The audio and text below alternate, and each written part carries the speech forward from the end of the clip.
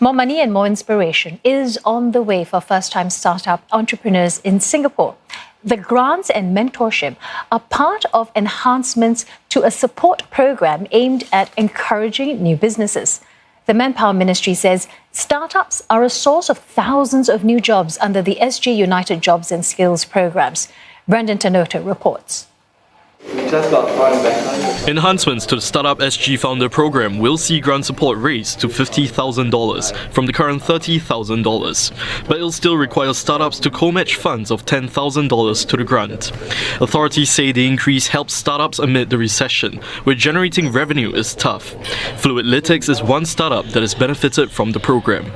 Help us a lot especially in terms of freeing up that cash flow that we really need to sustain through this period. It has been tough because plans that we actually want to roll out have been pushed back.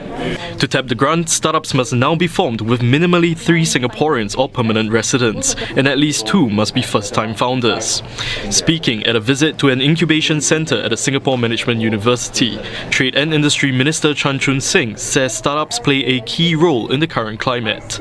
In this very critical period, they are also helping to create jobs, and that's why we wanted to enhance the SG Founders Startup Grant to help them get along. The financial help is just but one part of the help that we want to grow this ecosystem.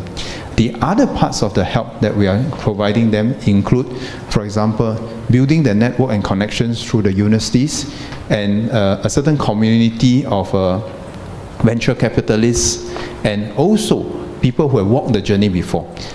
To date, 1,600 startups have come on board the SG United Jobs and Skills programs, and they're offering over 4,600 jobs and 860 traineeships to local job seekers.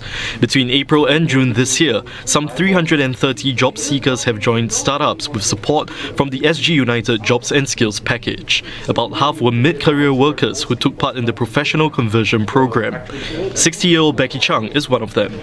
After losing her job of nearly 4 decades in the shipping industry, she now enjoys a new role where she mentors younger colleagues. They are in this relocating company. They had the knowledge, but the shipping or the pricing part, they may be so lacking. So I would like to actually impart this knowledge in and then share with the new people, and also to help the company. To this end, Manpower Minister Josephine Teo also addressed some misconceptions about working in startups, like how it's often filled with young entrepreneurs and the pay is below the industry norm. The pay is quite competitive, what you would find in established companies. So I think the startups know that they have to compete in the job market. They also have to offer decent salaries in order to get the talent that they want. The top 5 job startups are actively seeking include engineering professionals, marketing and business development roles, chefs and administrative professionals, all paying a median monthly salary of between $2,700 and $6,000.